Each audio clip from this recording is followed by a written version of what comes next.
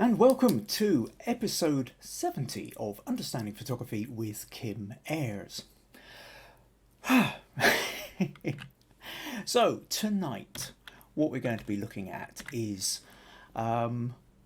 steel sculptures created by Geoff Forrest, and I'll just show you actually what I'm talking about here. Boom, boom, boom. Let's just do that, and yes. So what we've got here is some geese made out of steel that are part of a current sculpture trail you can go on at the Wetland and Wildfowl, or Wildfowl and Wetland Trust at Caerlaverock in Dumfriesshire. As well as that, I was going to be talking a little bit about doing that for sculptor Geoff Forrest. But we also have the critique section coming up, and in critique we will be looking at Fiji. Put in this picture of dried roses and is wondering if she could have done something any different with the composition. Similarly, Roy has put in this photo, the shadow coming down as a set of steps. He's quite liking it, but he was wanting some other opinions on it. Robert, similarly with this photo of copse of trees at sunset, was wondering whether he was getting the settings right on his camera. Becca has been playing around with car trails and stacking several images together, but she's got this little bit which she wasn't quite so keen on, where a car was turning off and left a trail that she didn't actually want in there. Was there a way to remove it? She'd been trying herself without much success. And Vandana has been playing around with photographing the flowers and then doing a little bit of editing, but is wondering whether she's overcooking the editing a little bit. So we're going to be exploring that as well. And then finally, Russ put in a photo of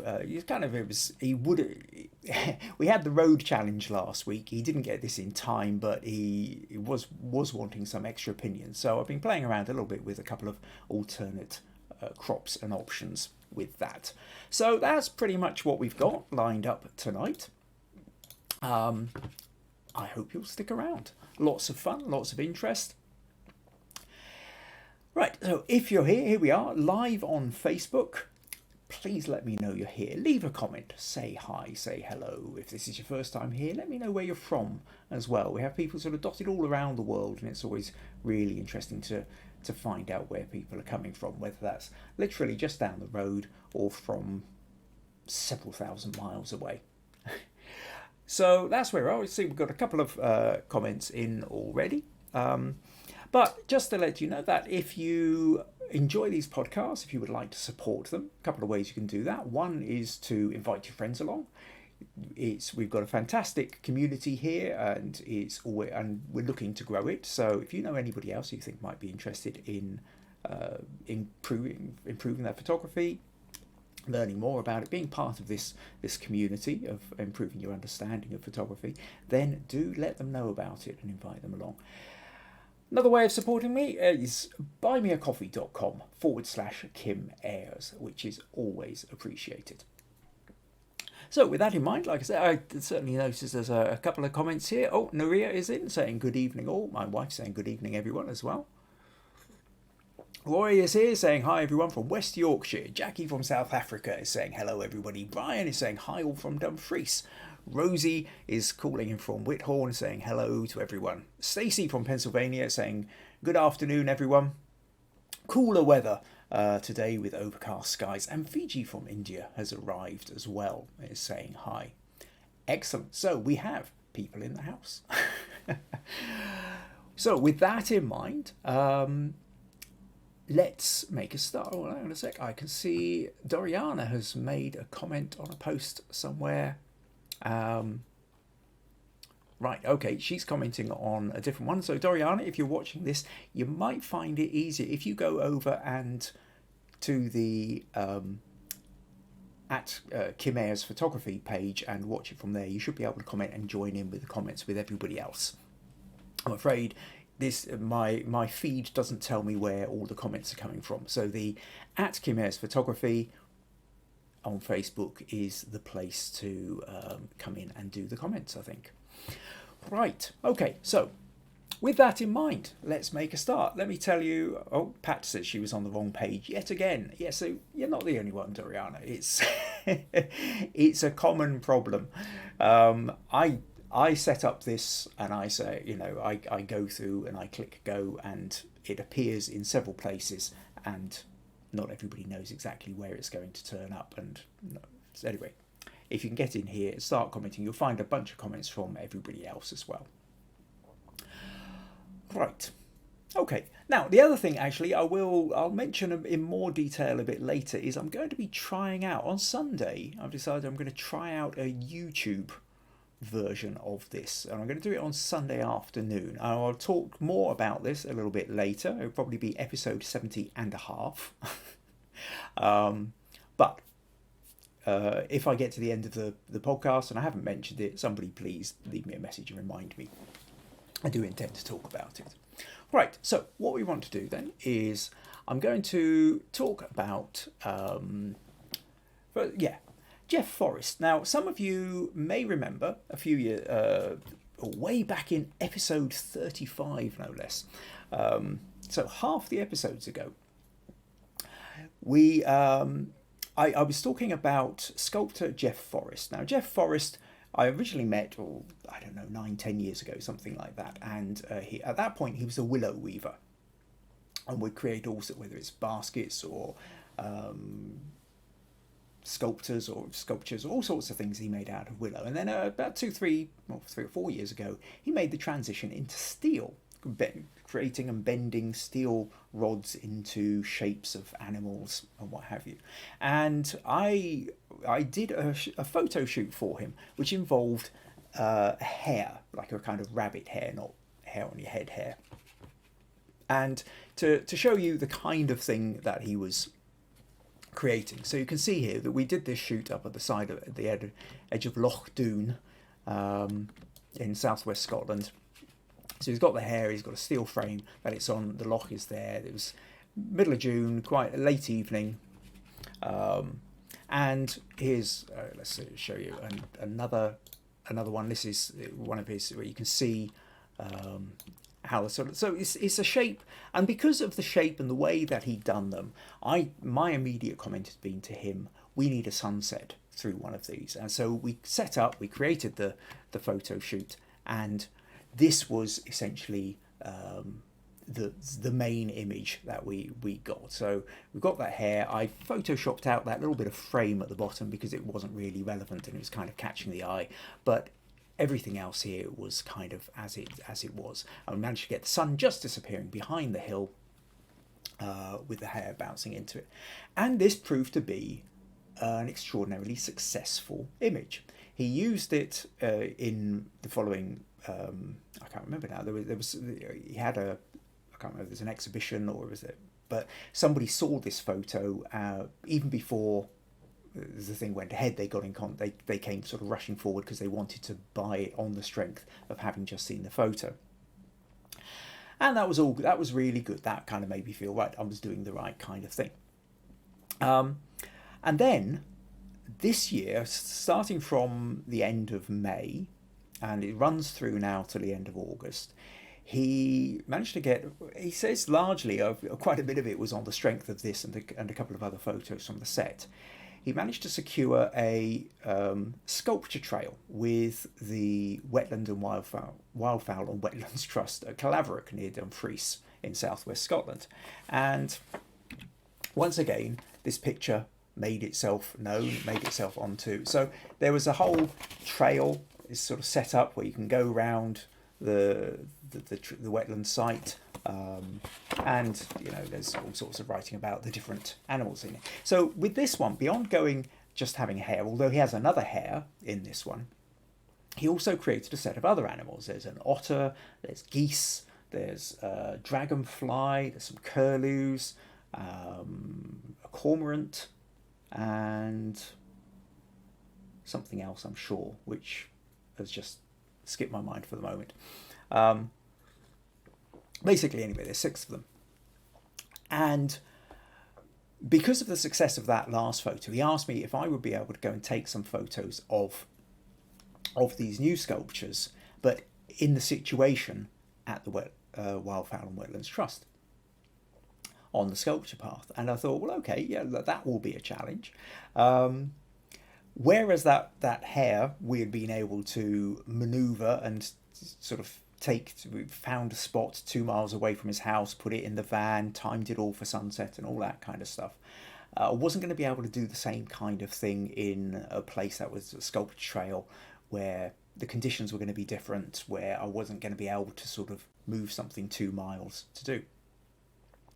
But one of the main things that he wanted was he'd done a set of 3 geese. Now, probably let's dig out a photo here and show you the geese. So now this is from one of the hides you're looking at, and you can't really see particularly well. I'll zoom in here and you'll get a sort of slight sense here. So you've got these steel geese, and they've been galvanized, but they've been placed on non-galvanized stands which come down here, and the stands are there to sort of to give them a bit of height and a sort of sense of what was going on. Now the problem is with these geese is there were problems of where to put them, and they ended up being put in a kind of compromised place. Originally, I think there'd been talk about them being placed at the entrance to the Wetlands Trusts in order, but for one reason or another that hadn't happened. Then they were going to be placed on a ridge, but it turned out that ridge was just too unstable and not wide enough, and so they were placed here. And the problem is with here is that, well, as you can kind of see from the background, that you weren't really getting the effect that you wanted. Now here's the same, if I can, okay, it's not doing it, so let's oh no, there we go, back. So here they are from a different angle, and from this angle, a little bit of sun hitting them, they're starting to look better. They're starting to look more interesting.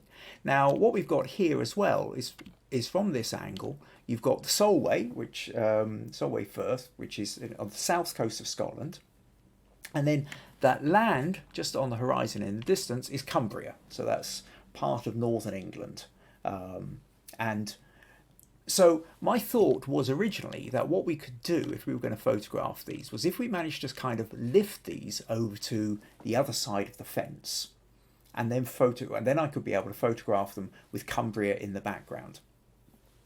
So that was part of the idea, and it all seemed like a very good idea until I went out to photograph them. So now I will say that the Wildfowl and Wetlands Trust were absolutely fantastic, incredibly supportive with helping me get the photos. We had a handful of people came out, volunteers and people came out and actually helped me to move them, to arrange them, to be able to get better photos, because it was important to get some really nice images. And particularly with these geese, they just kind of weren't there. So these were taken on a little quick test shot while I was out there with Geoff, talking through the different sculptures and what we might be able to do with them. Now, there was a few weeks ago, we set up, there was all week long, it had been talking about the evening that we'd set aside was going to be a really beautiful sunny evening, a little bit of cloud in the sky, where you thought, great, colours will be, just bouncing around beautifully, get a really nice backdrop. And then on the actual day, the weather turned out not to be as predicted, and it was rather dull and overcast. And so we got there, we shifted the geese over to the other side of the fence, and really, this was as good as I could get. It wasn't, part of the problem was, it was because it was sort of dull and a bit misty, Cumbria had more or less disappeared in the background. You couldn't see any of the mountains of the Lake District, which you can normally see across there. The sky didn't really have any texture to it, and this just didn't quite stand high enough, and I'm sort of almost lying on the ground to be able to take the shot, and it wasn't doing it for me. I mean, it's beautiful shapes, incredible sculpture, and I wasn't able to get the effect that I wanted. So we started looking around, and I turned around, and basically in pretty much 3 directions, the sky was just a kind of milky grey. well, not milky, but just kind of dull, no real texture, nothing really to it. But in one direction, it was looking rich. Over in the other direction, where there was, you can see here where the sun was behind the clouds, there was much more texture going on. So we thought, well, okay, that's what we need. We need to be able to have this as a background. However, to get this as a background, we then had to take these sculptures, shift them about 40 to 50 meters, and they were quite big and heavy, and it was taking 2 or 3 people to carry each bit up onto an embankment. And it was an embankment which they'd originally thought about putting the sculptures on, except for the fact that it was quite narrow, and so they weren't really stable. They were fine to stand there to take a photograph, but you couldn't have kept them permanently because of strong wind, a bit of bad weather, and they'd have been over. But I thought, well, okay, if we could get a background, something like this, that could work really well.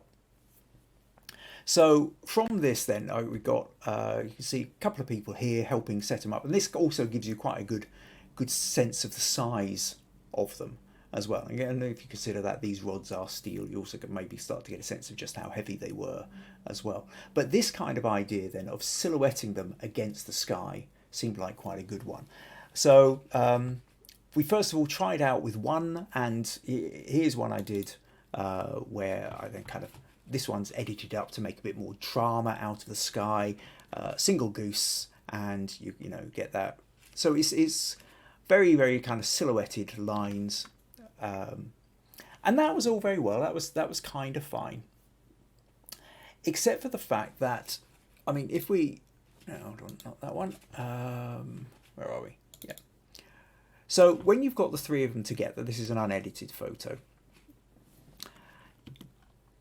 I mean, if I zoom in here under this light, you can just about make out the steel sculpture, but they are by and large silhouetted, and we're not and if I was wanting that kind of drama to the sky, like I showed you in the last photo, I was also going to need a bit more light put onto them.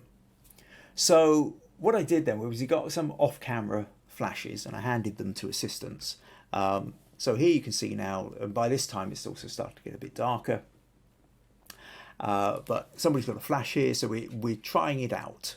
Can I actually get enough light? And there's light coming onto this one, there's a bit of light coming into the middle, light is falling off by the time we get over to the one on the left. So then we got somebody else in, and you can now see we've got one person lying down here holding up the flash, got another person over here holding up a flash, and now we're able to get the lines and each of these lit up against the sky and the background. And ultimately then the image we ended up with was this. And so we managed, in the editing process, I managed to create much more drama in the sky, and we got you get the light from the flashes glinting off the steel, and it has much more of a sense of the sculptures and the drama of the sculptures. So fortunately, Geoff was happy with this photo, and so that was the first one under our belt. It's taken us all evening to get that, and then the following week I went back to shoot the rest of them: the otters, the cormorant, the curlew, the dragonfly, and no, I didn't do the hare. That's right, because we'd already got the hare. I wasn't doing the hare, so I went back to do those 4. Now. What I thought I would do actually is I'll tell you the story of the other 4 sculptures and show you the images on Sunday when we do the episode 70.5. But meanwhile, that gives you a sense of what I was up to the other week, and the kind of sense of trying to problem solve photographing steel sculptures when the weather isn't doing what you want it to. Okay, I can see we've got a couple more comments in. Rosie's come in and said fabulous hair. John has said hello from Ohio, and Robert has said howdy from Texas as well. Cool. Okay, so got a couple more people in. So that's giving you a sort of sense of what I was doing with Geoff Forrest. What we're going to do now then, or in a moment, is move on to the critique section. Now, but I'll explain a little bit more, and I'll repeat this at the end as well. that some of you may remember last week I went to go live with this. I thought I would go with Facebook was saying, hey, we've got this new fancy setup. It simplifies everything. I hit go and suddenly I couldn't see any video. I couldn't see any comments. And the whole thing just became an absolute nightmare. And 5 minutes into it, I had to cancel a thing, go back into the settings, switch back to old version, reset it up, and and then do the podcast. And it kind of upset me a bit that had happened. And the realization, part of the problem when Facebook ever says we're introducing something new, but it's okay, you can revert to the old one, means that sooner or later they're just going to shift over to the new version and you won't be able to revert to the old one. Now, maybe they will have fixed some of the bugs by then, but it set me thinking about the idea of needing a backup and the idea of possibly doing these podcasts directly onto YouTube instead of Facebook. Now, the advantage of Facebook here is that we can set up all the, I can set up the event page. You can all, I can invite you along. You can say interested or going, and then Facebook notifies you that it's going on. So, but what I think I'm going to try out, but I'm not going to sort of immediately launch straight into YouTube if it doesn't work or if there's too many problems to iron out. But I think what I am going to do is I'm going to try it. So, but rather than trying one of our usual Tuesday evening ones, I've decided that this Sunday, which it will be the something I should have checked that one. Is that the 8th or the 9th? Sunday the 8th. So Sunday the 8th of August, I'm going to try doing one of these podcasts live feed directly on YouTube. Now what I will do is I will set up an event page here, hopefully which will then remind anybody who's on Facebook that it will be there. I'm going to go and try out the settings in YouTube. And if I can get a link or something that I can place back here on Facebook, I will. To be honest, at the moment, I've got no idea what's possible. I don't know how easy it's going to be, how many problems I'm going to solve, whether it's going to be a complete nightmare, or whether it will just actually be really simple, which would be nice. Unlikely, but nice. So so what I'm going to do is, my plan at the moment is 1:30 UK time. So I'm going to do an afternoon, just after lunch here. Now, I understand that will mean it will be earlier in the morning for our American friends and Canadian friends, anybody across the other side of the Atlantic. It will make it easy. It means that for our friends in Asia, then it will actually be a decent time. Well, it'll be early evening probably, which hopefully will be much easier than the usual. I mean, VG's is currently past midnight in India, while VG's staying up to watch this. So there's always a little bit of compromise about the best time of day to do this, but I thought, well, I'll just try and do a Sunday afternoon. So it would be lovely if as many of you as could come along and help me try it out. Like I say, I'll run it kind of like just one of these podcasts. I'll show you some of the other sculpture photos that I did for Geoff of the otter and the curlews and the dragonfly. There's a couple of nice photos in there. Talk about some of the problem solving in order to get those photos. But who knows, I might even do a critique or two as well. But we're going to try it out for probably a shorter one, whether it's half an hour or an hour, but we'll give it a go and see whether that works. So I'll explain this again at the end, but it's something to keep an eye out for the event page that I set up for Sunday. But, yeah, all right, I see Nuria's already put, oh no, we'll be missing that, we'll be at work. Yeah, I was sorry about that. Unfortunately, it's one of those things that pretty much, no matter what time of day or which day I do, it doesn't suit everybody. However, what I am hoping as well is that by recording it straight onto YouTube, that might solve me a certain amount of problems, because as you know, you can go to youtube.com/Kim Ayres, where you can find all the previous 69 episodes of this podcast. But what that means is when I finish doing this on Facebook, I have to edit it and then upload it to put it onto YouTube, so that you can access all the previous ones more easily. It's possible if I can record these straight onto YouTube, then that will save me several hours worth of time in that process. So it's worth investigating at any rate. Right, well, with that in mind, let's move on then to the critique section. So the critique section here is your chance to put in your photos and get direct feedback and help on your sticking points.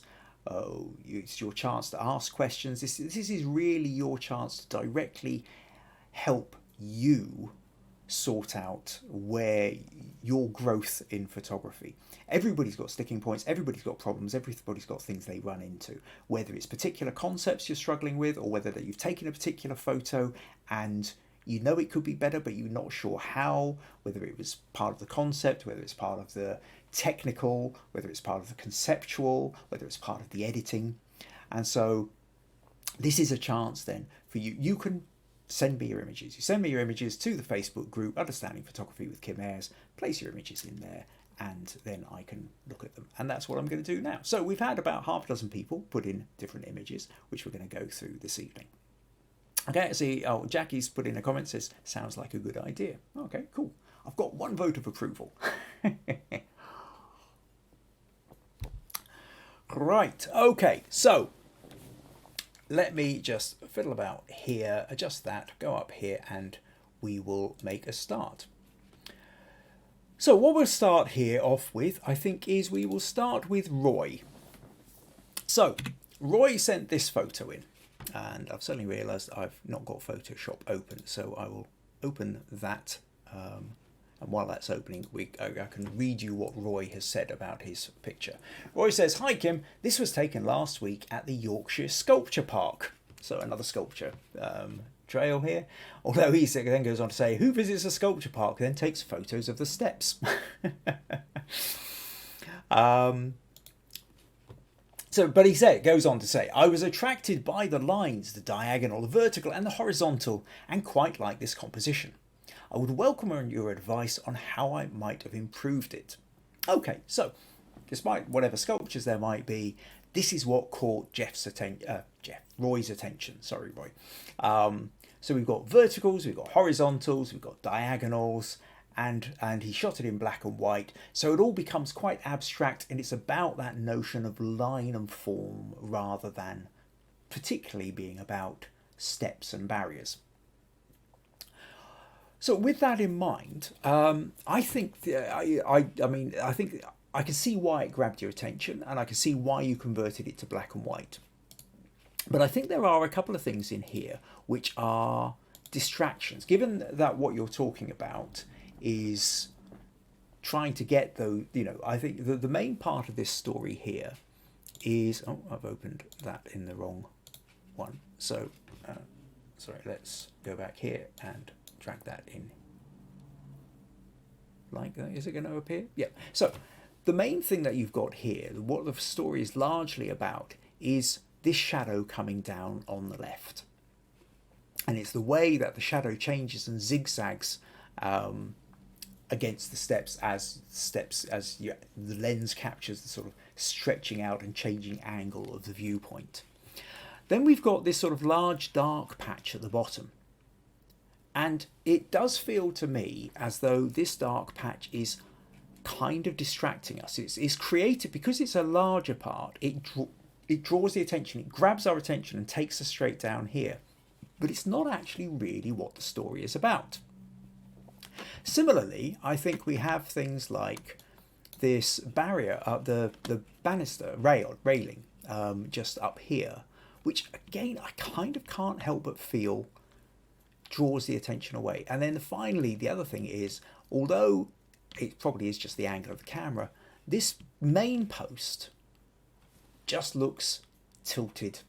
And although the post behind it, looks straight, that's too small. That also seems more like a distraction.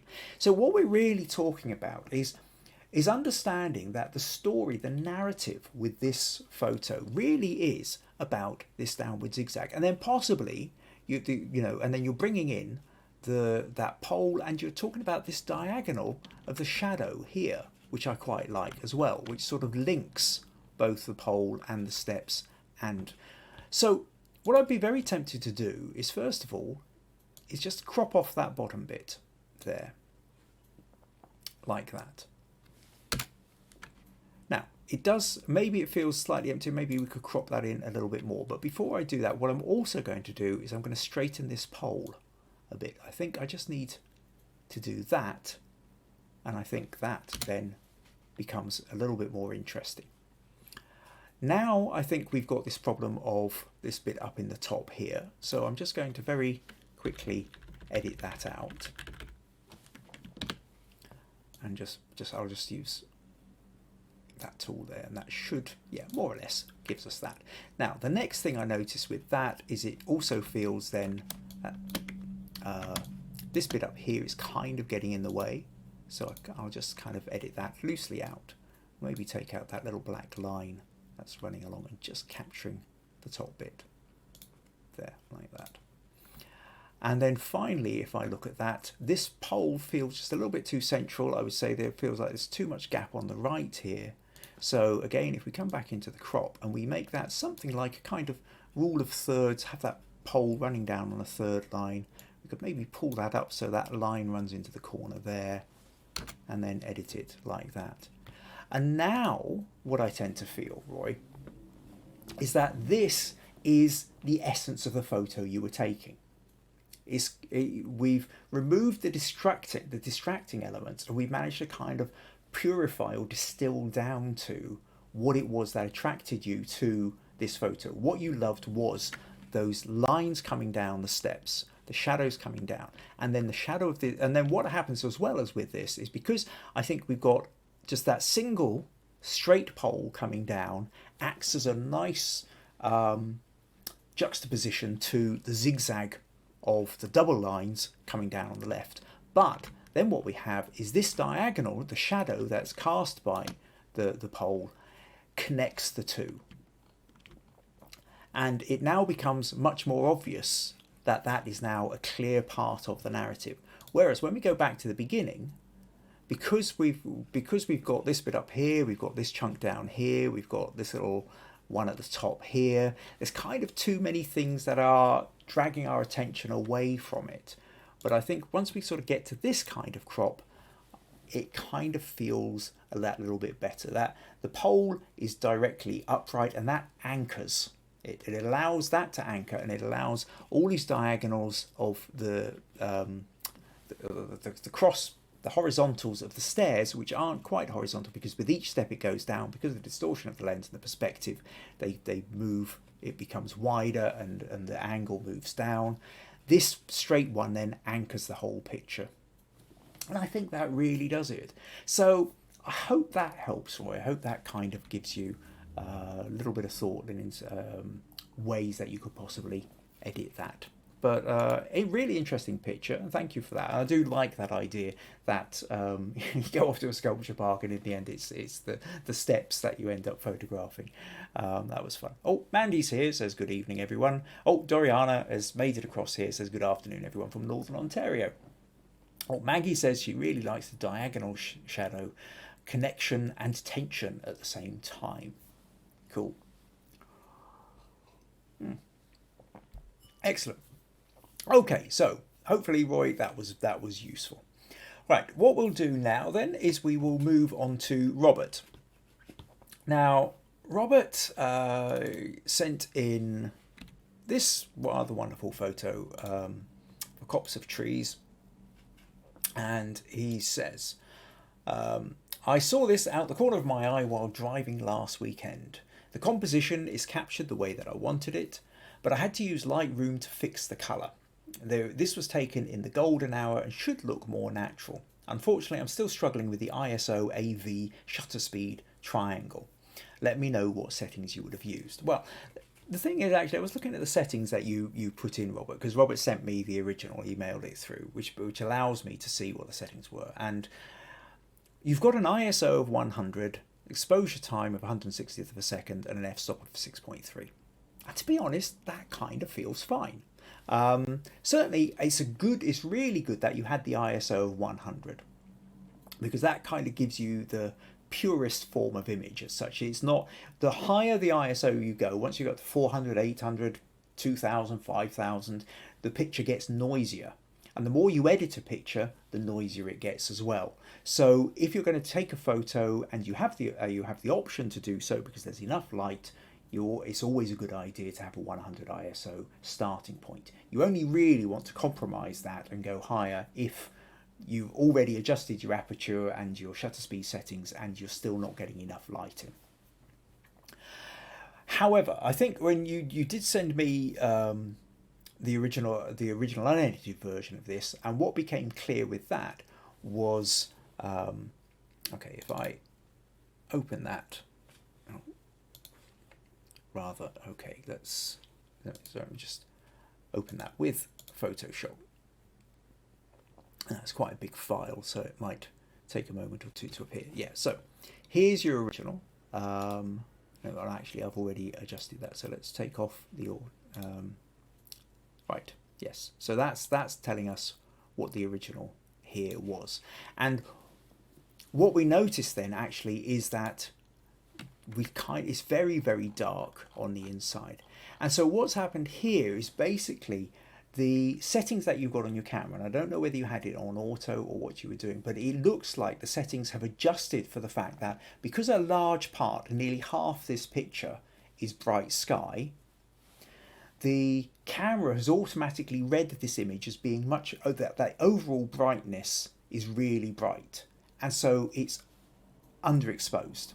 It's dropped so in order to compensate, so that you don't have a blown out completely white sky, it's made everything darker.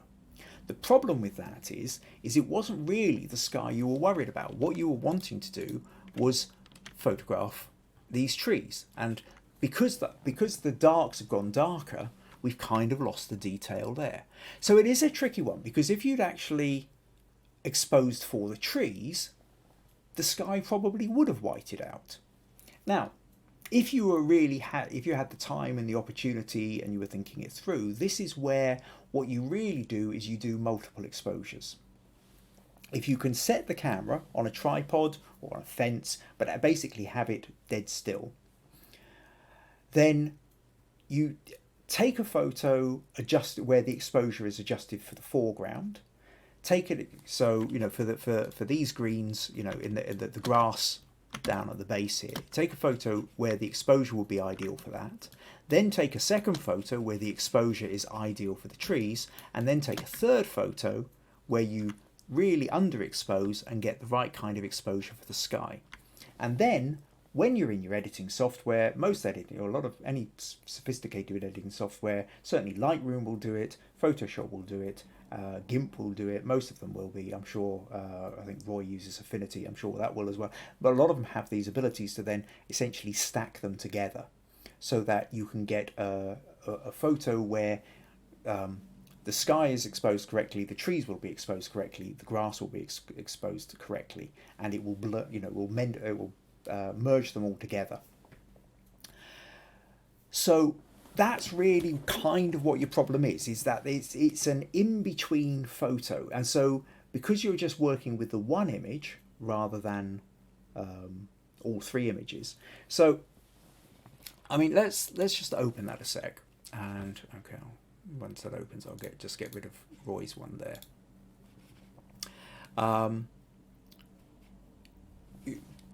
Part of the problem we've got is what you want with the sky is you want a darker sky. And so, you want something a little bit more like that.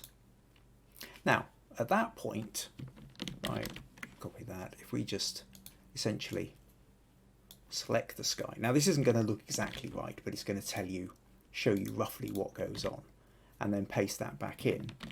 See, that starts to give you more of the kind of sky you want. Alternatively, if we let's go back here a sec, do the quick selection.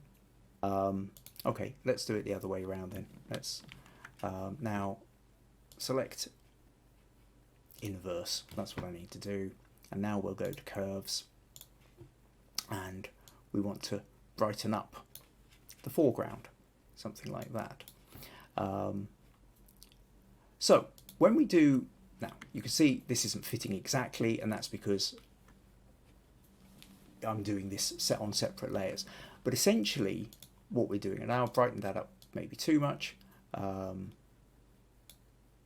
know, so I can maybe kind of take that down a little bit, or I can even mask in, let's do a sort of 42% mask or something like that, and just darken the foreground a little bit. But you're still wanting to, but maybe still wanting more detail out in the trees. But the problem is, but you can see here that in essence the problem is what we're trying to do is we're trying to edit 3 different areas. The grass is requiring one kind of edit, the trees are requiring another kind of edit, and the sky is requiring another edit. And to try and get all 3 of these out of the one picture is going to be extraordinarily difficult. But actually, if we go back to what you've done here, I think you've done a really good job. Now, I would say, I think, you know, in that problem that you often have, I think the greens in this in the foreground have been kind of oversaturated a little bit. So if I open this one and we go into camera raw filter here, and if we take, what I will do is go to the color mixer, we'll take the greens and either desaturate them a bit, or even if we take the hue, shift them yellow, yeah, just make them slightly yellower, just a little bit more. You can see that, take it down there. That gives it a slightly more sunset look. But at the same time, I do think we probably need to desaturate a little bit as well, so that they're not quite as cooked as they were. And it's fairly subtle, but I don't know whether you can see that, but I think that helps a bit. Then what I might want to do is bring the shadows up, bring a little bit more out of into the detail of the trees. But you've done quite a good job with this. Like I said, I think there needs to be a little bit more here.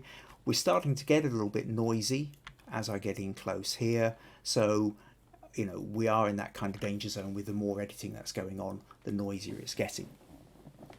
There were suggestions, I think, in the comments. Somebody was talking about the idea of pulling that in, you know, losing some of that bit on the side. And if we do that, you know what? I don't think it works quite as well. I actually quite like that chunk out to the left. It's a very kind of panoramic picture. I do love that little creek coming from the bottom diagonal, running up to the trees there. I think that's rather nice. It's really about, but it is playing around to get the colours you want. And ultimately, like I say, the best way to do that is essentially take 3 different photos, expose for the foreground, expose for the trees, expose for the sky, and then blend them together either in Lightroom or Photoshop or whichever editing program you prefer. And you will suddenly find that you've automatically got a much better photo to start with, and then you can start doing your tweak and playing. So hope that helps a bit, Robert. Okay, let's close that. Okay, where are we at? Oh, Russ is here. So sorry we're late. We're sat in Tesco car park in Seaton. Michelle says hi, everyone. Oh, that's impressive. Sitting there going, being watched from a supermarket car park. Cool. Becca says, evening all. I'm here. Just about limited signal here. Okay, Becca. Well, I will be looking at your picture a bit later. Maggie says, love the composition, Robert. Beautiful line of water leading to the wood. Robert says, I have started using HDR, 1 over, 1 under and 1 proper exposure, then combining them. But of course you need a tripod. So great, that's good then. That means you're starting to try doing that. But I mean, try more than one. Do 2 or 3 stops over, 2 or 3 stops under. Sometimes just that might actually give you a slightly bigger range to play with. But play is the operative word here. Get out there and do it. Yes, but absolutely get yourself a tripod if you don't have one already, and start doing. The more you do this kind of thing, the easier it will be. Obviously, this kind of shot, tripod and stacking and different exposures is no good for any kind of action shot, but it is a really good thing for photographing something that's not moving.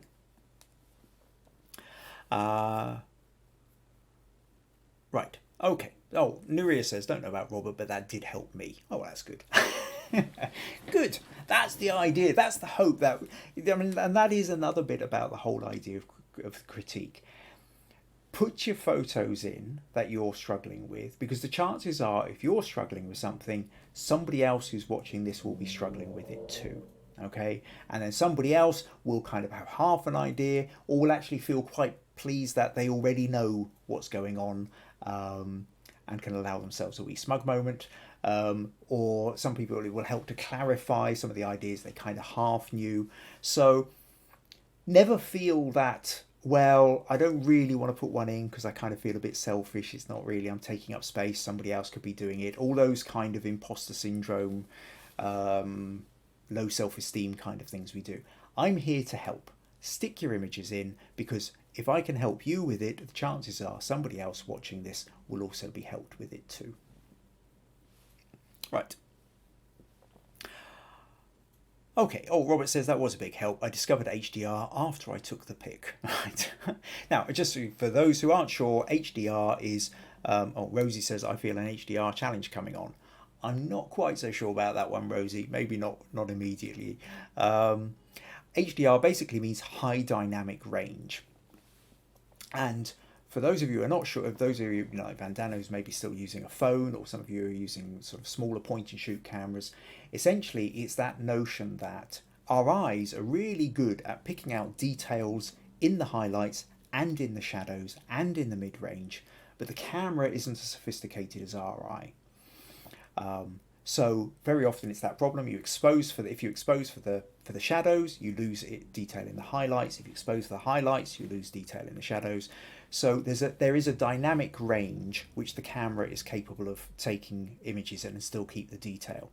So a high dynamic range is where you're boosting that range of detail. So you can still get the details in the dark and get the details in the highlights. But generally that's beyond the range of one photo. And so this idea of multiple exposures allows you to have a much wider, thicker range, if you like, of exposures where you can still keep the detail in. So HDR is a shortcut term for high dynamic range. But you do tend to need the software to be able to combine them as well. Although some cameras do this as well. I know there are certain settings on some cameras where they will take 3 photos and blend them together. The only problem with that then is you are absolutely reliant on the camera doing it for you, and you don't have the opportunity to tweak it and edit it yourself. Right, okay, so good. Glad that one worked. So next up, VG. So, where are we? So VG sent in this photo of dried roses, and she says, I was trying to get the texture. Please let me know with regards to the composition, cropping, or anything like that could make this photo better. So VG has done this. It started with 100 ISO, really good. 1/8 of a second at f2, and f2 gives us a really narrow, a wide aperture, which is a narrow depth of field. So we've just got the tip of it is sharp here, tip of the front of the rose here. We've got nice sharpness, and then very quickly, before we've even got to the back of this first rose, its rose head is dropping off into getting blurred, and then that blur disappears out. So the jar with the rest of the heads, or some of these that are down to the side, are now out of focus. And what that does is it means that it draws our attention, all our attention, to this rose head at the front, because that's where it's sharp. Everything else is blurred, so our eyes automatically zoom in on the sharp bit. Now, I think it's a great start to a photo. I love the colour scheme. I must admit, I love the colour scheme of this. That is softness to it, and there's nice texture within that kind of dried rose head. Interesting echoes in the background. You know, we can see those little bits of pink and the colours, you know, like the colour here, that's out of focus, but we know it's just another version of this. It's a softened out version of the one at the front. So beautiful echoes in that. It's a nice idea.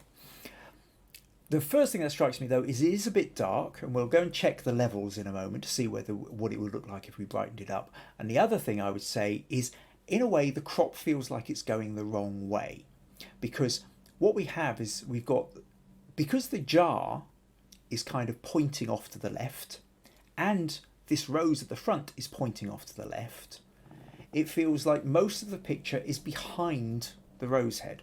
The rose head is the key point. That's the bit that's drawing all our attention. But instead of us moving into it, it feels like it's kind of fallen behind. And you might remember, I can't remember if it was last week or the week before, I know fairly recently, we've talked about it several times before, it's like if you've got somebody walking in a photo, or if you've got somebody cycling, or if you've got a car driving, or if you've got a cow moving, you want to have more space in front of it than you do behind it, so that it gives the feeling that there's a space for the movement to happen into. Now, this is still life, there is no direct movement into, but because you have the angles there, it still creates the same sense of movement. So essentially what ends up happening is the right hand quarter, I would say, 25 to close to 30%, just feels useless. It feels like if you had that over on the other side of the picture, onto the left of the picture, I think it would have a lot, would work better. Now, fortunately, VG also did send me the original unedited. So what we can do is we can try this out. So what we'll do, let's just take that, drop that into Photoshop. We'll close down Robert's ones because we don't need those for the moment. And so here's VG's picture. Now, what VG has essentially done is sort of this, really. So if we're talking rule of thirds, roughly, the rose head is sitting here and the jar, but this is where we have the problem of all this gap to the right. However, if we go back here, I would say essentially you want to do it the other way around. If we move it this way, something like this, maybe we could even pull that down a little bit, something like that. Maybe just actually, I quite like this little rose head here. Maybe just adjust this slightly, and yeah, something like this, I think now actually has a little bit more going for it. And see, do you see this crop here? Then we now have quite a strong diagonal that runs from this. I'm going to try and get my head out of the way. These bits run down here towards this corner, and then the curve of the jar kind of takes us up to the top right corner. So there's quite a nice sort of sweep here. Now, whilst there is a big gap at the top here, it kind of feels less important because we are sweeping across the photo straight to the point of interest, which is here. There's some nice little diagonals. I quite like some of this stuff in the foreground. Now, the other thing I said is a little bit dark. So if I just go to the levels, let's take a look at the little histogram here down on the right. And what we find is it's all very highly built up on the left, and there's a big empty gap on the right. And that means most of what's going on is going on in the shadows, and there's not quite enough happening in the highlights. If we take the slider on the right and we drag it over to the left, you can see it brightens things up. We don't have to drag it all the way across because that's obviously going to over brighten it, but you can see on the histogram where it comes down and then essentially ends. And if we drag this across to here, to the point whereby it starts to catch up, we've now got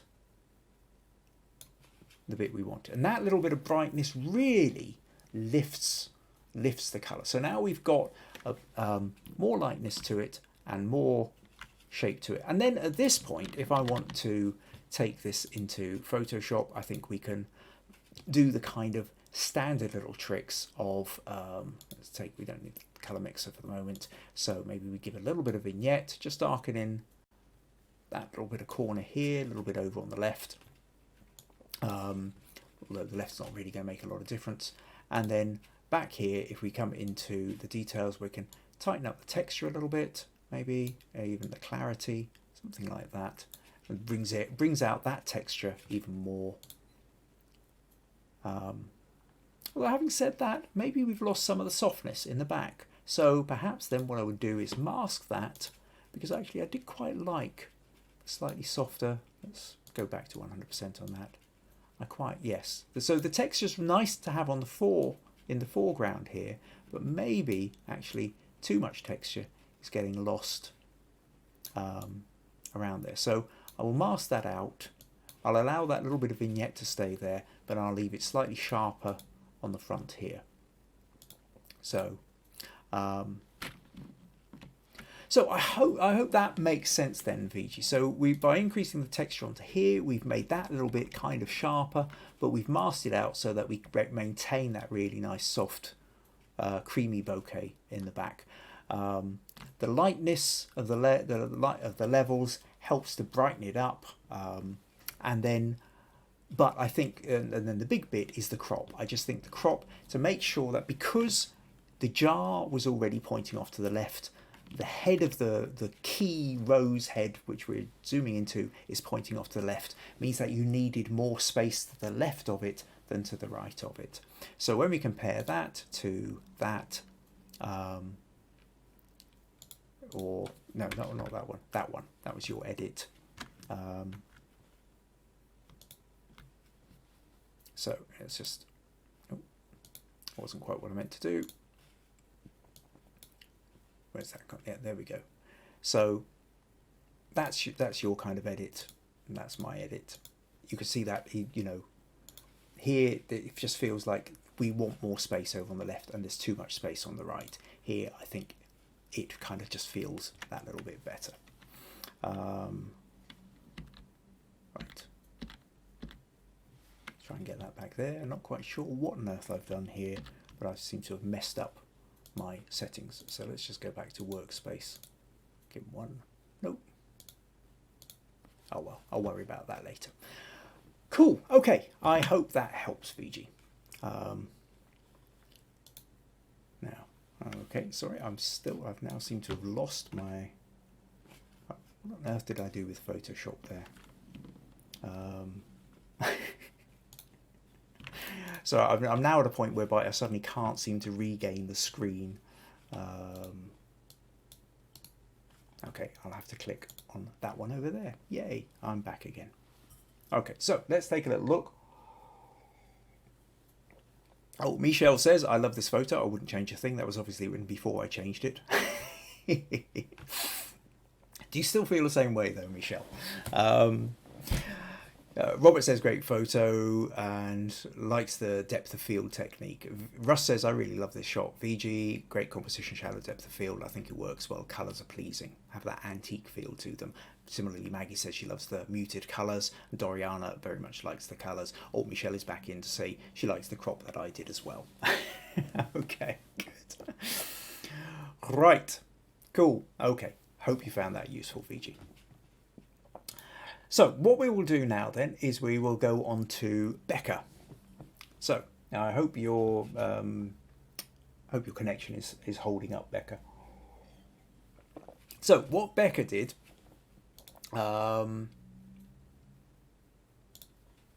is, oh sorry, suddenly distracted by other things going on here. Right, where are we? Okay, so Becca, let's find, where's the folder gone? Here we go. There was that one, and that one. So Becca played around. She's been playing around with stacking some images of doing late night car trails. So Becca says, sorry, late to the party on this one. And what she's referring to is we did the road challenge last week. And I guess probably Becca would have put this one into the road challenge, but she's still wanting to get some kind of feedback because she's been playing around with some of these ideas. So she says, tried out doing some light trails on a bridge over the nearest bypass. The first one, which is this one, I'm over the moon with, really happy with. The second one, which is this one, is stacked from about 6 images. However, there's that one line that is really distracting. And what she's talking about here is this line here. And it says, brackets, because some silly car decided to come off the slip road. Isn't it terrible when there you are trying to take a photo and somebody else just messes up your photo? You'd think they'd have more consideration for you, don't you? Maybe you should have had a warning sign, you know, further back saying, you know, beware, photographer at work, do not use slip road. Now, what she wants to know is there an obvious way to edit this out? Now, she stacked this with 6 different images. So she's now, so the image that has that one in, which is this one. So this is the original, which has that bit stuck into it. So obviously she would start with that layer before stacking it. But she tried using the healing and cloning tool, but without success. So 2 things I want to talk about here. The first is, if you like, the concept of the line there. Does it actually mess it up? You know, I mean, there's a lot to be said. Whilst your previous image, you know, very smooth straight lines, that's true. Nice curve. But this, you've got several lines here. I mean, but like here, we've got kind of broken lines. That kind of adds quite a nice bit of texture. That line coming in from the left adds something else. I mean, it's almost a bit like when you've got a heron and it's got that little kind of tuft that kind of comes out the back. So is it necessarily a fault, or does it actually add something else into it?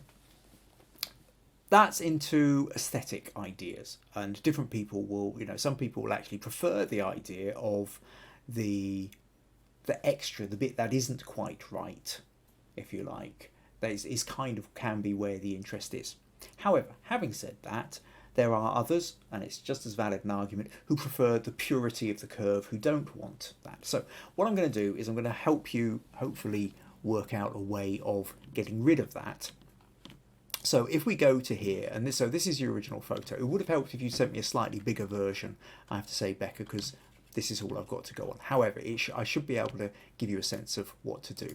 So if I go into, let's open this with Photoshop and show you the basic problem that we're up against. So here we've got the picture. I'll just duplicate that layer for the moment. And so if we take the little healing tool, so if we're trying to get rid of this little line, this bright white line that's coming across here, and if we take the healing tool and we run it along like that, it doesn't really work. You know, we can now see that it's just created a broken line. It's not allowing those lines to join together. And if you try and take the patch tool, where we take a circle of that and then try and put different texture in, the problem is that we can see if we're trying to match it up with a different part of the picture, the lines don't work either, because the lines narrow up, so it's not going to fit. So wherever else we put this also isn't going to work. It just it's just no good. So let's go back to here and deselect that for a moment. So what else can you do? Well, different options. I mean, quite often, to be honest, what most photographers do is you're out there doing this, you're doing it for an hour, 2 hours, you're taking hundreds of photos, and then you're finding the best ones to stick together. So you happen to just find another one where it doesn't work, and that saves you a lot of problems. However, if you're at a point whereby, yeah, but none of them else matched up, this is really the one that I want. The only other thing I can suggest is where you copy another piece of the road, but then you warp it into place. So what I'm going to do is I'll show you what I mean by that. So what we've got here then is we've got this. Actually, I'll tell you what I'm going to do, just because I'm just going to increase the size of this, just so I don't keep hitting everything. I mean, it's not going to change the, it's not really going to give me any more detail, but it's just going to give me slightly more to play with to zoom in before I sort of hit it where it starts bringing up the grid, which I don't really want. So point being, so here's our line coming off. So what I want to do is I'm going to grab a chunk below this line. So let's take something like that. We just take that over there. Yeah, we need enough on the right and we need enough on the left. So I'm going to copy that and paste it.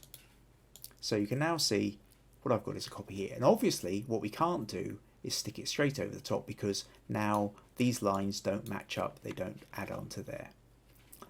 I'm just going to take this and I'm going to make it slightly, take the opacity down a bit so I can just kind of see where I need to place it underneath. And what we want to do is we want to essentially overlap this line here. So we're kind of placing it into here, I think. Now what I can do is, if I hold down the control key, or the command key, I think if you're in using a Mac, I can then take a corner and drag it down a bit. I can take this corner and I can start to line this up a little bit. Let's just zoom in a little bit more so you can see what I'm doing here. So I kind of take this and I can start lining that up a bit with this. I can take this one and start lining it up a bit there. This one, I now want to line this up with this bit. So I can do that with that. And I want to have this one line up with that. So what we're now looking at is something along the lines of that. Now, the problem is, next is, if we just come over here, is that we've lost the curve of that.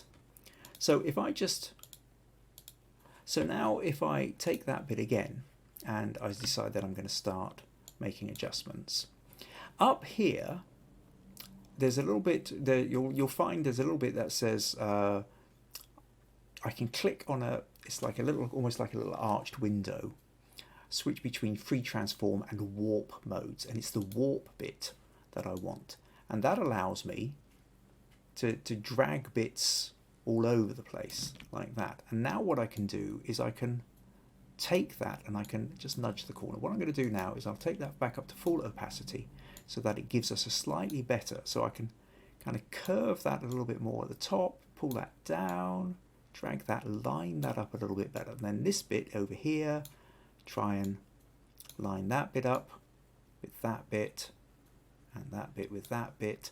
And you can see I can just nudge it. I can find little corners here, nudge that bit, nudge that bit, nudge that bit, and keep going until I kind of have that sense of it being a better curve rather than just a straight line. And then if I do that, now, not absolutely perfect at this point, but again, if I maybe just mask that and I need to reduce the size of the brush and just sort of gently paint over the edges of that so that it lines, so it just lines up a fraction more, something like that, until we've got in the right places that we want. And then now when we zoom out, now, okay, it does look like I should probably have gone a little bit higher just to get that bit of line there, but you get the idea anyway. So you see, and it doesn't really feel as intrusive. Now, we do have a slight problem in the fact that it's slightly blurrier up the top and it's slightly sharper in the foreground. But again, if you've got the higher resolution photo, I mean, I'm playing around with a 900 pixel wide Facebook interpretation of a condensed image. You presumably got the much higher resolution version. But it's that notion then that you take a section below, copy it, overlay it at the top, and then use the warp tool to shape it into the place that you want. And that then is a way that you can essentially get rid of that line that was running through the middle of it. So, hope that, where are we? Oh, not that one. I need to do that one. Yeah, there we go. And I need to press that. Cool. Okay, so I'm back with you. So where are we? Oh, a couple of other VG's come back in. Sorry, my phone ran out of charge while I was typing, and agrees that the photo would have looked better if she'd taken it from the left side or just cropped it in from that side. Prefers the crop. Okay, Becca says I hadn't thought of it that way. Maggie says I like the extra bits of line. It upsets the neatness. And and this is kind of what I was starting to say earlier, Becca. Whereas Becca comes in and says, already looks better to me, that line was so distracting. And there's different people have different aesthetics. And certainly, I know with Maggie's aesthetic, we've always been this case of whatever house we've lived in, whatever garden we've had, Maggie doesn't like 90 degrees. She doesn't like dead straight lines. She doesn't like perfect circles. The artist in Maggie expresses itself more through disruption and through, well, I was going to say chaos. It's not chaos, but it's certainly not order in that sense of the way we think of things being geometrical. Maggie's never been into geometrical. And I know quite a few artists who sort of, and different people have different ways of doing it. There are some who love the precision of the perfect circle or the perfectly straight line, and there are those who, when they see a perfect circle or a perfectly straight line, just want to smash it up or break it or bend it or warp it in some way. So a lot comes down to then your particular kind of aesthetic. Maggie's aesthetic is certainly one of these where she prefers it with the line. But if your idea is that actually you find the line too distracting, hopefully then that way that I've showed you there is a way around it. Okay, VG likes the edit. Robert's talking about the need to do some more night photos and loves the technique. Maggie says, I am the disorderly disruptor. Yes. Right, okay, wonderful. So, hopefully that was useful all round, and let's move on then to Vandana. Now, interestingly, Vandana put in some photos for this week, but she also put in a photo 2 weeks ago for last, but and not having realised that we were doing the road challenge, and the photo she put in I wasn't doing critique specifically for anything else other than the road challenge at the time. Now, I'll just show you Vandana's first picture because I must admit, first of all, what she did was this one. And what she said about it was, after the feedback I'd given her in the one 2 weeks ago, she tried to get her daughter to model for her. This is about how we see the world through different lenses, wondering if she's overdone the editing and what about the composition. And if we compare that to, this is the original photo. Okay, now I have to say, and let's just close those. I really like what you've done here. I think I think it's a good crop. I think it's interesting. I love when we look at it like this, we're not so aware that actually there's a piece of cracked perspex over the top of it. So we get all these fantastic lines and scratches. Could almost be cobwebs, broken glass. I think it's a really nice one. Over edited, possibly oversaturated. The colours look sort of that bit too rich, I think. And I think just taking them down a little bit, again, let's just open that with Photoshop. If we just, quite simply, if I take the hue saturation and just nudge that down a fraction, I think, maybe not as far as that, something like that. I think that helps, just taking the edge off a little bit. Alternatively, what would it look like in black and white? Black and white looks quite interesting, but if you're going to do black and white, I think there's probably better ways of doing black and white. You can do gradient maps, you can play around with curves, brighten up, kind of create the... However, what we run into here immediately is quite simply the problem of the fact that there's virtually no pixels to play with. Because your original photo has been cropped in from this, you've taken this photo and you've lost 90% of the pixels. All those pixels above there have gone, all those pixels below there have gone, and the pixels from either side have gone. We've cropped right in, and so when you actually kind of look at what you've got, something like that, I can't remember exactly what you've got, but look at that as a percentage of the screen. You've lost 80 to 90% of the pixels. So if you think of your resolution, the size of your image is how much you've got to play with. There's all these little pixels and dots, And the more you have, the more you can do. The less you have, the less you can do. And whilst I think I like the crop, I like the edit of what you've done. I think the concept of it is great. I think you maybe over edited as well as the colours being a bit too oversaturated. I think the vignette is a bit too strong as well. But the problem is that what you've done is you've come in so close that you don't have a lot left to play with. Now, keep that thought in mind while we then run on to the next things you've done. Now, what you also did was for this week, you've been then playing with flowers in the garden. And you've taken photos of flowers and then zoomed in, edited this one. And now I'm not going to go through all three, but let's just take this one, for example. And what you said was, I've been taking pictures of flowers for a while, and I've started zooming in to get the best shot. Took this today while it was raining. I did enhance it a bit. Look, are the colours too bright? Also, are there any other critique? Welcome. I really want to learn and improve. I've added originals for the comparison.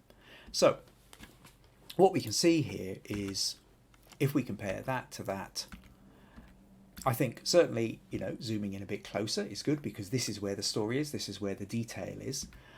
But the colours do look oversaturated. Everything has been overcooked. And I think part of the problem here is well, because you are taking photos on the phone, you don't have the subtlety of editing. So I'm imagining that the chances are you've got built-in filters and you're kind of scrolling through and finding the filter that you want. Maybe there's one or two options on it, but it's going to be fairly limited. And because you're using pre-existing filters and you go, oh, I quite like that version, maybe it's sharpening it up a little bit in the way that you like, but it is overcooking the colours somewhat. I mean, the reddy yellows are quite nice. It does contrast a bit more with the greens, but the greens are definitely too vivid, I think, for this. But there is another thing that I really want to say to you, Vandana, which is true whether it's these photos or that photo or this photo. And that is, I've noticed this consistently. You take photos upright. Okay? You are taking your photos vertical. And if you are taking them on the phone, I'm not surprised. We look at our phones vertically, and and so then we hold them out and we take our photo of them and what have you. But actually, if you turn it sideways, I would say get into a habit of go horizontal. Okay? Especially given the fact that most screens, computer screen, your monitors, and laptops are horizontal. Okay, so a lot of pictures are being looked at in that way. Now the thing is that it will also give you more pixels to play with. So if we go back to here, or even more specifically here, if you consider that you've actually lost 90%, we go back to here. If you consider that we've lost 90% of the pixels before you can even begin to edit, when we do this, so as soon as I zoom into here, we're starting to get noisy, we're pixelated, we've not got a lot left. Now imagine, image rotation, 90 degrees, you've taken the photo that way. If you'd taken the photo side on, then you would have actually managed to fit most of that into the photo. And at that point, if you consider that you've got your phone started and then you just fill the frame with the picture of the eyes and the perspex, you're barely going to have to crop anything out. And so that still leaves you a lot more data, a lot more information. Each of those pixels is a piece of information. When we remove and crop out, we are removing information that we can no longer use. The more information you've got in there, the more there is to manipulate, the better the editing, the more options you have for editing. And then similarly then, when we then notice what you're doing with the flowers, you're also taking the flowers upright and then cropping off large chunks of the top and the bottom. And if you take something like this, for example, I think again, if you'd taken it sideways, then you could have had, so a bit like VG's rose heads coming out of the bottle, you could have had room to the left of it to almost allow that to kind of fall into it. Now, it's not too bad. I mean, a square crop is kind of okay. That's okay. But I really would say just kind of get into a habit of turn your phone sideways. Now, fine, if you're going to crop it square in the end, I suppose it doesn't really matter. But a lot of photos really do work well in landscape format. Some do work better in portrait format, that's fine. But when I think about it, I think pretty much almost every photo you've ever kind of submitted has always been lengthways rather than widthways. And it just struck me early this afternoon that I think there's a kind of whole conceptual thing here. And honestly, I think if you just get into the habit of, it's like homework. Well, here's your homework, Vandana. For the rest of the week, I just want you to turn your camera sideways and have a landscape, turn your phone landscape format for every photo that you take for a week. And see what it does. See how it forces you to change your perception of what's going to fit into that frame. And I think you will probably find as a bit of a revelation, it will loosen up a little bit what you feel you can do with the phone too. So, hope that helps. Hope you find that useful. Right, okay, where are we now?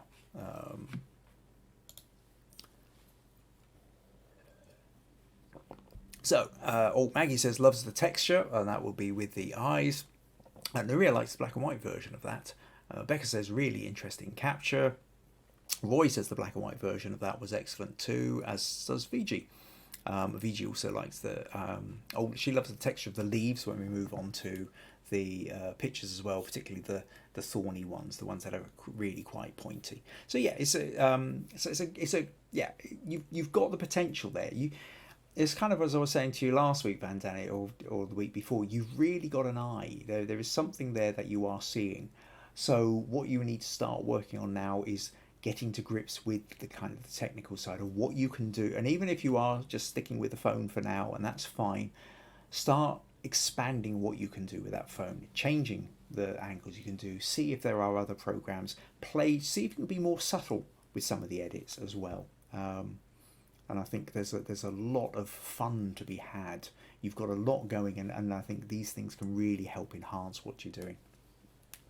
So thank you for sending that in, and I hope you found that useful. Okay, now we're going to move on to Russ.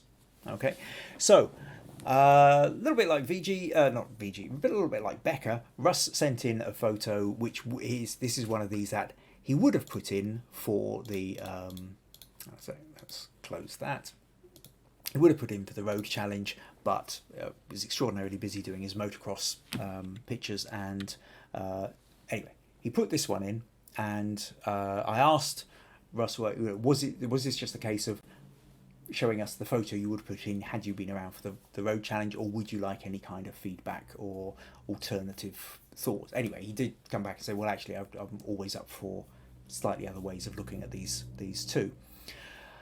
So I'm not going to spend too long on here, but I did just want to sort of run through a couple of alternative options. First of all, have to say it's a lovely photo. And in terms of the road challenge that we did last week, this would have got you smug points. Okay, this does do everything the road challenge was hoping to try and instill in people. So we have the road, it's moving through the branches and the trees and the bushes, we're going down the lane, and then as we get to the end of the lane, we've got these lovely layers here, and then it's coming to the sun. So the sun is this point which grabs our attention, and we have the lane leading our eye towards it as well. So using the road as a path towards another narrative, using it as a leading line, is exactly the way we want to be able to use a road. So, smug points there. Are there other things you could do with it? I think there are.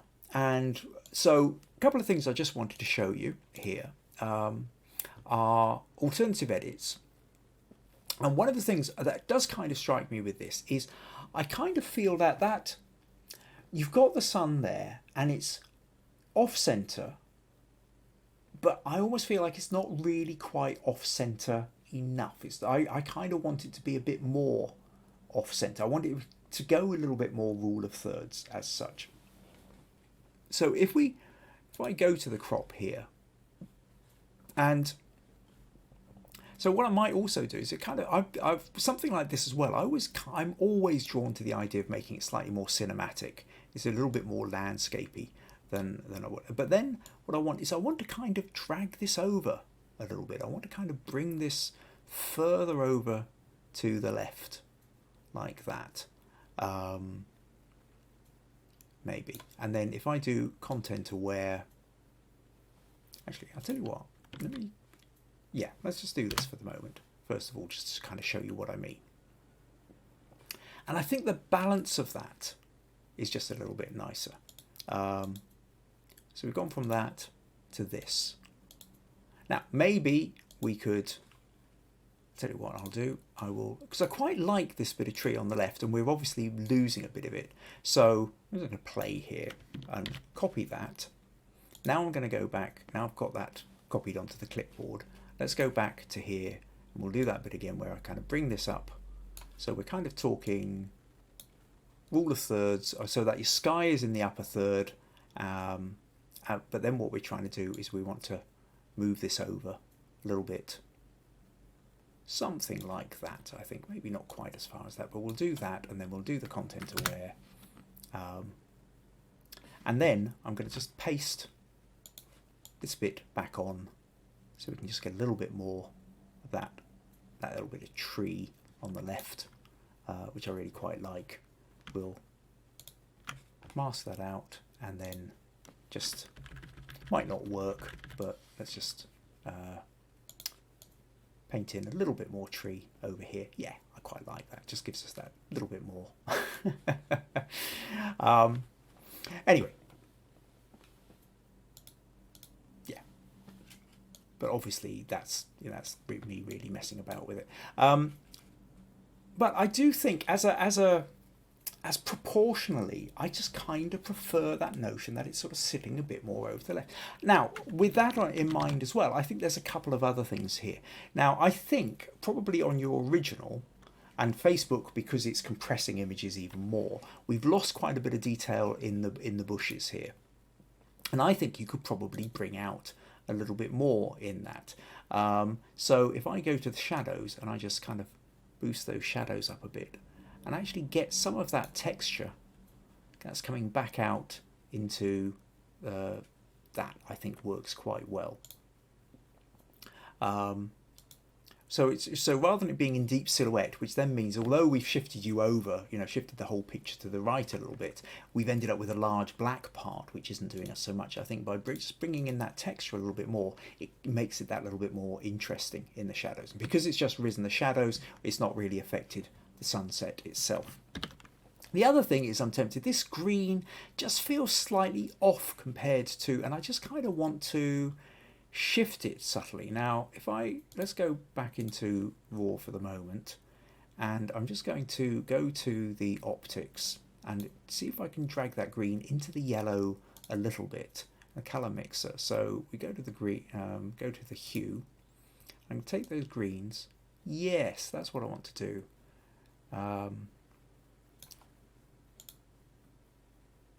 And okay, let's zoom in a bit here so you can see the difference a bit more. So do you see that you've gone from that green to a very slightly yellow green? It's very subtle, it's very soft. Let's bring it over to this side, we'll get a bit more of it. You see this green has got that kind of bluey green to it. This has got a sort of slightly more yellowy green, which kind of feels to me like it's sort of warming up a little bit with the sun. So that's basically one way of doing it, and that's, so I just wanted to kind of show you that as an option.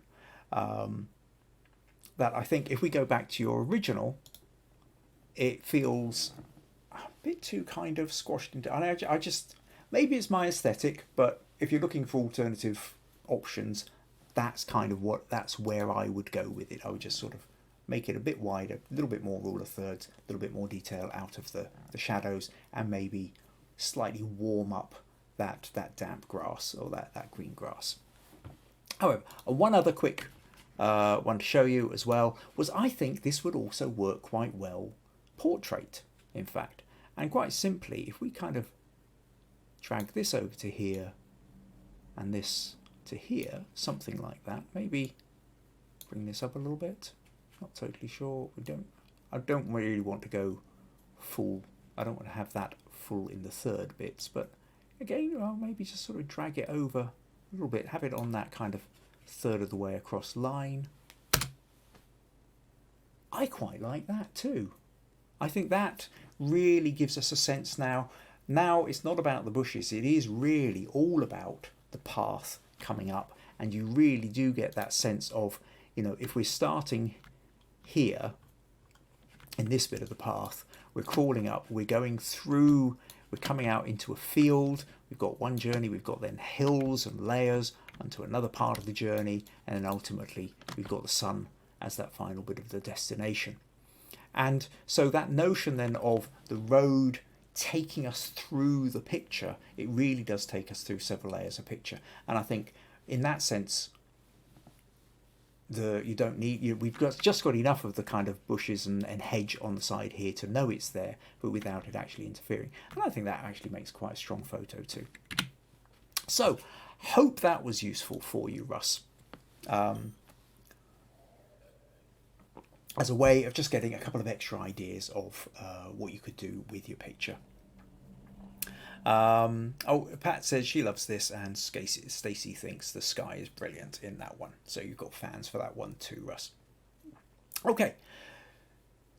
And Stacey also says she likes the portrait cop of it. Okay, Russ has come in and said, interesting alternatives, Kim. Thanks for the critique. I really like the subtle change in the greens, and do agree the portrait crop focuses the shot. Cool. Excellent. Right, well, I'm glad that was useful then.